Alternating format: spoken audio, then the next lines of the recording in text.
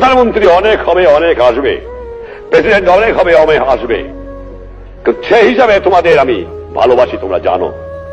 তোমরা সৎ পথে থেকো, মাতৃভূমিকে ভালোবাসো। মনে রেখো, তোমাদের মধ্যে যেন পাকিস্তানের মেন্টালিটি না আসে। তোমরা পাকিস্তানের সৈনিক নও, তোমরা বাংলাদেশের সৈনিক। তোমরা হবে আমার পিপুলস আর্মি।